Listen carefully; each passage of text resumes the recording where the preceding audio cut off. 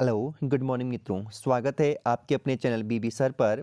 तो एनसीईआरटी भूगोल सार संग्रह विगत वर्षों में पूछे गए प्रश्नों पर हम चर्चा कर रहे थे। एपिसोड नंबर 2 काफ़ी महत्वपूर्ण प्रश्न होंगे, ये फिर से पूछे जा सकते हैं भूगोल, क्योंकि इस बार काफ़ी महत्वपूर्ण होने वाला है। तो देखिए, पहला ये सेशन का सेकंड एपिसोड होगा। तो पहला प्रश्न है, वह एकमात्र ग्रह कौन सा है जिसकी घूर्णन की अवधि सूर्य के चारों ओर परिक्रमण की अवधि से अधिक है? तो शुक्र है, ये 243 दिन याद रखिएगा। ठीक। अगला प्रश्न है, और चक्कर तो ये सूर्य का 225 दिन में, ठीक है, और एक चक्कर अपना 243, ठीक है, याद रखिएगा। सेशन का अगला प्रश्न है, जब चंद्रमा पूरी तरह से सूर्य को ढक लेता है या आच्छादित कर देता है तो उसे क्या कहते हैं?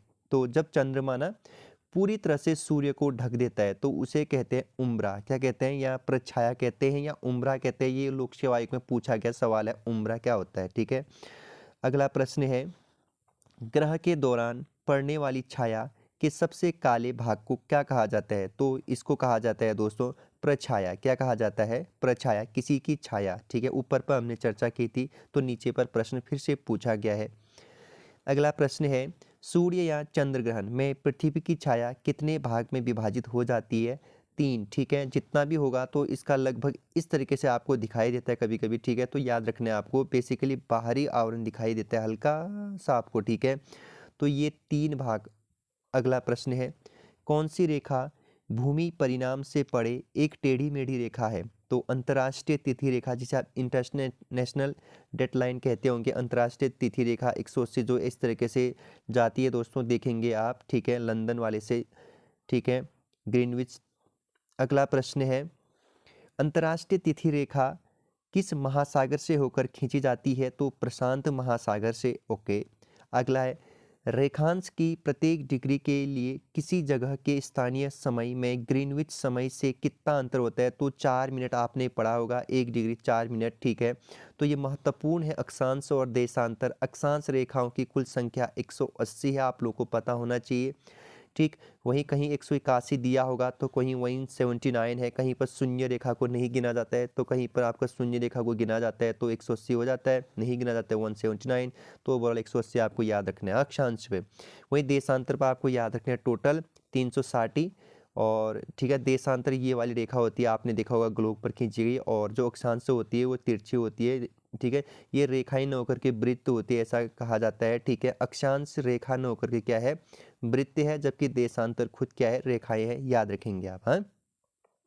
अगला प्रश्न है, अंतर्राष्ट्रीय तिथि रेखा को किस अन्य नाम से भी जाना जाता है? तो 180 पूर्वी देशांतर, याद रखेंगे, 180 पूर्वी देशांतर। तो जीरो से जब इधर को जाएंगे तो पूर्वी देशांतर कहते हैं, इधर वाले देश को पूर्वी देशांतर। भारत एक पूर्वी देशांतर पर स्थित देश है, जबकि पश्चिमी देशांतर जो पश्चिम में स्थित देश होंगे उसको पश्चिमी देशांतर कहते हैं, जैसे यूएसए कह सकते हो आप। अगला प्रश्न है, नक्शों पर क्षेत्रफल मापने के लिए प्रयुक्त यंत्र को क्या कहते हैं? तो पैलिना मीटर कहते हैं, ठीक है। नक्शों पर क्षेत्रफल मापने के लिए। अगला है, पृथ्वी से चाँद का वही पार्श्व दिखाई देता है, क्यों? पृथ्वी से चाँद का वही पार्श्व दिखाई देता है क्योंकि उसके घूर्णन और परिक्रमण की अवधि एक ही है, याद रखेंगे, ठीक है। अगला है, विषुवत रेखा पर गुरुत्व के कारण त्वरण ध्रुवों पर त्वरण की अपेक्षा कितना होता है? कम होता है भाई। विषुवत रेखा पर गुरुत्व के कारण त्वरण त्वरण ध्रुवों पर क्या होता है? कम होता है, याद रखेंगे, हाँ। अगला है, पृथ्वी के स्थल पृष्ठ का कितना भाग रेगिस्तान होता है? तो 5वां भाग आपका रेगिस्तान है। अगला है प्रश्न, समय के संदर्भ में जीएमटी का अर्थ क्या होता है? कई बार सवाल पूछा भी गया है जीएमटी, ठीक है। ग्रीनविच, याद रखेंगे, ठीक है। ग्रीनविच मीन टाइम इसका फुल फॉर्म होता है। अगर भारत के अनुसार पूछा जाएगा आपको तो सारे 82 आप लोगों को पता होना चाहिए। 5 राज्यों से होकर गुजरती है और प्रयागराज नैनी सैनी से होकर गुजरती है। समय का एग्जैक्ट निर्धारित करने के लिए, ठीक है दोस्तों, इसका निर्धारित ये रेखा खींची जाती है। अगला प्रश्न है, पृथ्वी की सबसे पतली परत कौन सी है? तो ये भूपृष्ठीय यानी क्रस्ट सबसे ऊपरी परत को कहा जाता है, ठीक। तो ये भी महत्वपूर्ण है। पृथ्वी की इंटरनल आपको पढ़ना है, इंटरनल एक्सटर्नल जो भी आपका पृथ्वी की बनावट है वहाँ से सवाल बनते हैं बार बार, ठीक है। तो उसे ज़रूर एक बार देखिएगा, ठीक है। क्रस्ट वाला जो मेटल, इसके बाद जो कोर आप लोग पढ़ते हो आपको वो पूरा पढ़ना है, ठीक है। इस तरीके से जो आपकी बनावट होती है, ठीक है, क्रस्ट मेटल करके जो भी आप पढ़ते हैं। तो अगला यहाँ पर जो अगला प्रश्न है, कौन सा धातु पृथ्वी की भूपट्टी में सबसे प्रचुर मात्रा में पाया जाता है? तो एल्यूमिनियम पाया जाता है। जो भूपट्टी होता है, तो ये पृथ्वी का जो भूपट्टी है इसमें सबसे ज़्यादा आपका क्या पाया जाता है? एल्यूमिनियम पाया जाता है, याद रखेंगे, ठीक है। और अगला जो यहाँ पर प्रश्न है, अगला प्रश्न है यहाँ पर मित्रों, पृथ्वी के सबसे ऊपरी परत क्रस्ट पर उपलब्ध दूसरा सबसे प्रचुर तत्व, तो ये है सिलिकॉन, ठीक है। क्या है?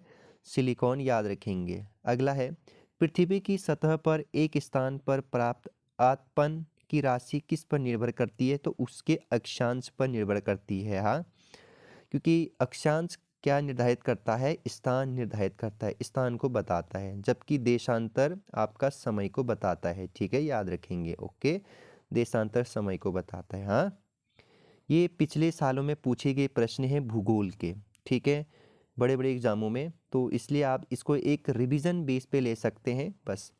अभी इसमें इंडियन का भी होगा पीछे। पृथ्वी तथा, अभी फिजिकल हम पढ़ रहे हैं, पृथ्वी तथा बाह्य अंतरिक्ष के बीच अंतिम रेखा क्या कहलाती है? तो मैग्नेटोपास कहलाती है।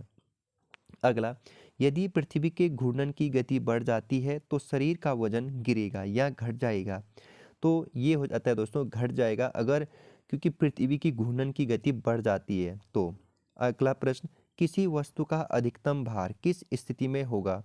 तो किसी भी वस्तु का अधिकतम भार किस स्थिति में होगा? पृथ्वी के ध्रुवों पर होता है, ठीक है। ध्रुवों आपको पता होना चाहिए, ये नॉर्थ पोल होता है, ये साउथ पोल, तो यहाँ पर आपका क्या हो जाता है? ध्रुवों पर भार अधिकतम हो जाता है, याद रखेंगे। अगला प्रश्न है, पृथ्वी के कोर मतलब केंद्रीय भाग, जिसे मैंने कहा अभी ये वाला भाग कोर, ठीक है, को और किस नाम से भी जाना जाता है? तो गुरुमंडल नाम से भी जाना जाता है, याद रखेंगे, ठीक है। क्या नाम से? गुरुमंडल से, ठीक है। तो कई बार आपको यह इस तरीके से पूछ सकता है, पृथ्वी को 3 लेयर में रासायनिक भागों में बताइए। तो ये होता है श्याल, ठीक है, श्याल, ये होता है सीमा, ये होता है निफे, ठीक है। ये सवाल आपको पूछा जा सकता है, श्याल, सीमा, निफे, इस तरीके से भी आपको याद रखना है। अगला, पृथ्वी और औसत तापमान क्या है? तो पृथ्वी का औसत तापमान मतलब जो पृथ्वी का औसत तापमान है सतही, तो ये 15 डिग्री है, तो कहीं पर 16 आपको मिल सकता है, ठीक है। तो हमने यूकेपीएससी पर भी इस पर चर्चा किया था कल, ग्रीन ग्लोबल वार्मिंग किस तरीके से औसत तापमान में वृद्धि कर सकता है, ग्रीन ग्लोबल वार्मिंग, ठीक है, तो आपको याद रखने हैं। हाँ, तो औसत तापमान आपका 15 डिग्री सेल्सियस। अगला, धरातल से भूगर्भ की ओर, जैसे धरातल है, ये सोचो धरातल, तो धरातल से अंदर की ओर जाने पर कितनी गहराई पर आपका टेम्परेचर में वृद्धि होता है, ठीक है। जैसे आप धरातल से, जैसे ये क्रस्ट है, यहाँ से आप अंदर को जाएंगे, पृथ्वी के इंटरनल एरिया में जाएंगे, तो यहाँ पर आपके प्रत्येक 32 मीटर में जाने पर आपका 1 डिग्री टेम्परेचर की क्या होती है? वृद्धि होती है, याद रखेंगे। अगला है प्रश्न, मृदा के भूकटाव को रोकने के लिए बड़े पैमाने पर वृक्ष लगाने को क्या कहते हैं? तो वनीकरण, वृक्षारोपण। अगला, पृथ्वी सूर्य के चारों ओर दीर्घवृत्ताकार पथ में घूमती है, बिल्कुल घूमती है। सूर्य के चारों ओर घूमते समय पृथ्वी की गति पर दूरी का क्या प्रभाव पड़ेगा? ठीक है, जब उनके बीच दूरी बढ़ती है तो गति घटती है, और जब दूरी घटती है तो गति बढ़ती है, ठीक है। आपने देखे भी होंगे सन, और जब जब ये सूर्य होता है, जब पृथ्वी सूर्य का चक्कर लगाती है, जो कभी पास तो कभी दूर चली जाती है, तो दिन रात क्या हो जाते हैं? छोटे बड़े हो जाते हैं, इतना आपको याद भी रखना है, ठीक है। अमावस्या तथा पूर्णिमा के दिन बहुत ज्वार भाटा की घटना घटित होती है, क्योंकि उन दिन सूर्य, पृथ्वी और चंद्रमा, सूर्य, ठीक है, उसके बाद पृथ्वी और चंद्रमा, ठीक है, एक सीध में आ जाती है, तो इसी कारण ज्वार भाटा घटित होती है, ये भी आपको याद रखना है, ठीक है। इनके गुरुत्वाकर्षण के कारण, ठीक है, समुद्र का पानी ऊपर उठने की कोशिश करता है, ठीक है। तो ये आपको याद रखना है, पृथ्वी पर हमेशा महासागरों पर एक दिन में 2 बार ज्वार और 2 बार भाटा उत्पन्न होता है, ठीक है, ये भी आपको याद रखना है। अगला है, एक ही समय में कंपन करने वाले स्थानों को जोड़ने वाले रेखाओं की श्रृंखला क्या कहलाती है? तो सहभूकंप रेखाएं कहते हैं। क्या कहते हैं? सहभूकंप रेखाएं। अगला है, समुच्च रेखाएं कैसे स्थानों को मिलाते हुए खींची जाती है? तो समुच्च कह रहे हैं समान, तो समान ऊंचाई वाले, तो समुद्र तल से समान ऊंचाई वाले स्थानों को मिलाने वाली या खींची गई समुच्च रेखाएं कहलाती, याद रखेंगे। अगला है, पृथ्वी का अपना वायुमंडल क्यों है? गुरुत्वाकर्षण शक्ति के कारण, ठीक है, याद रखेंगे। पृथ्वी का अपना वायुमंडल है गुरुत्वाकर्षण शक्ति के कारण, इसीलिए गुरुत्वाकर्षण शक्ति के कारण को या पृथ्वी पर वायुमंडल है, इसलिए जीवन संभव है। नहीं तो क्षुद्र ग्रह जो आपके एस्ट्रोनॉइड होते हैं, ये क्षुद्र ग्रह पृथ्वी पर गिरते, और पृथ्वी पर गिरते तो क्या हो जाता है कि हम लोग मर जाते हैं, ठीक है। क्षुद्र ग्रह, क्योंकि क्षुद्र ग्रह क्या है? एक आग का गोला, क्या है? एक आग का गोला है, ठीक है, जिसे आप टूटता हुआ तारा कहते हैं, जिसे आप क्या कहते हो? टूटता हुआ तारा है। ये कोई कुछ और नहीं है, क्षुद्र ग्रह है, ठीक है। ये जैसे पृथ्वी के वायुमंडल में पहुंच जाते हैं तो वायुमंडल इसको क्या कहते हैं? निगल देता है, ठीक है। तो याद रखना है आपको, ठीक। इसीलिए तो जैसे बुध है, इन पे आपका वायुमंडल क्या है? बहुत कम है, नहीं के बराबर है, ठीक है। तो यहाँ पर याद रखना है क्षुद्र ग्रह एस्ट्रोनॉइड, ठीक। तो यहाँ पर अगला प्रश्न है, कौन सी अनुन्वयी प्राकृतिक आपदा है? तो ये भूकंप है, कभी भी आ सकती है। अगला है, लेटेराइट मिट्टी उस क्षेत्र में पाई जाती है जिसमें तापमान और वर्षा कैसी होती है? तो उच्च तापमान और भारी वर्षा, इसलिए तो चाय आपने देखा होगा, लेटेराइट मिट्टी, ठीक है। अगला प्रश्न है यहाँ पर, दोमट मृदा का रंग कैसा होता है? तो पीत भ्रभु होता है। अगला, मखरेला लेटेराइट मिट्टी को विकास किस परिणाम होता है? तो निथरन या लीचिंग, याद रखना है, लेटराइट मिट्टी का विकास निथरन या लीचिंग। पर्वतीय ढालों, ठीक है, पर मृदा अपरदन को किस प्रकार नियंत्रित किया जा सकता है? तो सोपान कृषि या सीढ़ीदार कृषि से किया जा सकता है, अपरदन को रोका जा सकता है पर्वतीय ढालों में। निच्छालन और आक्सीकरण द्वारा निर्मित मृदा कौन सी होती है? तो मखरला, या जिसे आप लेटराइट मिट्टी कहते हैं। अगला, ऊंचे क्षेत्रों में लेटराइट मृदा की रचना होती है, अम्लीय होती है, ठीक है। आपको याद रखना है पीएच स्केल का मान 0 से 14 होता है, ठीक है। आपको यह भी आपको आना चाहिए। अगला है, मिट्टी में खारापन एवं क्षारीयता की समस्या का समाधान क्या है? खेतों में जिप्सम का प्रयोग, यही आपका कहलाता है। ह्यूमस, जिसको आप मिट्टी कहते हैं, किसका एक प्रकार है? मृदाओं में क्षयमान का जैव, ठीक है।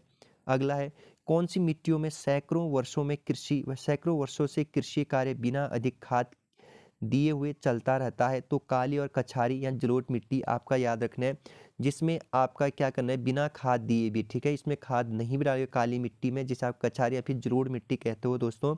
तो हमेशा कृषि निरंतर चलती रहता है, क्योंकि इसमें आपका जो भी ह्यूमस होता है, जो भी इसमें जो अवयव होते हैं, तो ये काफ़ी बढ़िया होता है, ठीक है, आपको याद रखना है। अगले प्रश्न पर, ऊपरी मृदा की अधिकतर मात्रा बनाई गई है, तो अवसादी सेल द्वारा, ठीक है, अवसादी सेल द्वारा। प्रचुर कैल्शियम वाली मृदा को क्या कहा जाता है? तो पेडोकल कहा जाता है। किस वैज्ञानिक ने अपरदन चक्र सिद्धांत में परिवर्तन किया? तो हट्टन ने किया था। एंटीसोल किस प्रकार की मिट्टी है? तो जलोढ़ मिट्टी, जिसे आप क्या भी मिट्टी कहते हैं, एंटीसोल को काली मिट्टी या कछारी मिट्टी कहते हैं, ठीक है। और अगर आपको इसकी पीडीएफ चाहिए दोस्तों, तो आप हमारे टेलीग्राम से जुड़ सकते हैं, तो वहाँ पर मैं इसको भेज दूंगा, ठीक है। अगला प्रश्न है मित्रों, स्थलाकृति अंशचित्र सीटस प्रकाशित करने की जिम्मेदारी किस संगठन की है? तो ये नाटमो को है, यानी राष्ट्रीय मानचित्रावली एवं विषयानुसार मानचित्र संगठन। ये इंपॉर्टेंट प्रश्न लग रहा है मुझे। स्थलाकृति सीटस प्रकाशित करने की जिम्मेदारी राष्ट्रीय मानचित्रावली की है। मीठे पानी का सबसे बड़ा जलाशय क्या है? तो ग्लेशियर, आपका जब ग्लेशियर में जाते होंगे तो वहाँ का पानी जब आप लोग पीते हो तो बहुत मीठा होता है। एक विशेष प्रकार का कुआं जिसमें जल स्तंभ के दबाव के कारण पानी स्वतः एक छेद से भूपृष्ठ पर उठ जाता है, उसे क्या कहते हैं? उष्णोत्सव कहते हैं, याद रखेंगे, हाँ। अगला है, छत्रक शैल विशिष्ट प्रकार की भू आकृति है जो कहाँ दिखाई देती है? तो मरुस्थलों में दिखाई देती है। कहाँ दिखाई देती है? मरुस्थलों में, याद रखेंगे। अगला, उष्ण मरुस्थल प्राय कहाँ पाए जाते हैं? कर्क तथा मकर रेखाओं के पश्चिमी उपप्रांतों में, ठीक है, उष्ण मरुस्थल। अगला है, नदी का अपरदन सबसे अधिक होता है कहाँ? नदी प्रवाह के तेज हो, इसीलिए अपरदन, जहाँ नदी तेज होगी वहीं अपरदन भी होती है शुरुआत में, जब तक वो अपने समुद्र तल को ना पाले। आपस में जुड़े द्वीप समूह को क्या कहते हैं? आर्किपेलागी, याद रखना। विश्व का सबसे बड़ा महाद्वीप कौन सा है? तो वो एशिया है। सातों महाद्वीप में सबसे बड़ा महाद्वीप एशिया और सबसे छोटा महाद्वीप आशियाना या ऑस्ट्रेलिया। अगला, पश्चिम से पूर्व की ओर हिमालय का विस्तार कहाँ से कहाँ तक है? तो पश्चिम में आप लोगों को पता है सिंधु घाटी से लेकर असम में अरुणाचल में दिहांग घाटी तक है, ठीक है, नुब्रा घाटी से या नामचा वरबे तक। अगला है गेसर, जिसे आप गार्ज भी कहते हैं, या गीजर एक ऐसा जल स्रोत है जिससे जिससे क्या निकलता है, नियमित अंतरालों पर जल और वाष्प फेंकता है, याद रखेंगे। अगला, मरुस्थलीय को किससे रोका जा सकता है, अतिचारण को रोका जा सकता है। अगला प्रश्न है दोस्तों सेशन का, मृदा से मौजूद कार्बनिक पदार्थों को सामूहिक रूप से क्या कहा जाता है, खाद मिट्टी कहा जाता है। अगला, किसी चट्टान को स्वस्थान पर तोड़ देना क्या कहलाता है, निम्नीकरण। अगला, रेगिस्तान क्षेत्र में मशरूम चट्टान का निर्माण किसका उदाहरण है, तो अपघर्षण का है।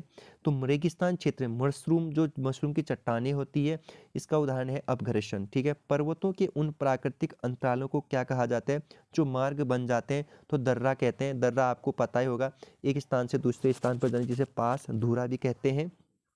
अगला, स्टेप शब्द किस जैव क्षेत्र में से संबंधित होता है, तो घास से संबंधित होता है, स्टेपीज, ठीक है। अगला है, जिन झीलों के जल में ह्यूमक अम्ल का भारी मात्रा में केंद्रण होता है, उन्हें क्या कहते हैं, तो दुष्पोषण झील कहते हैं।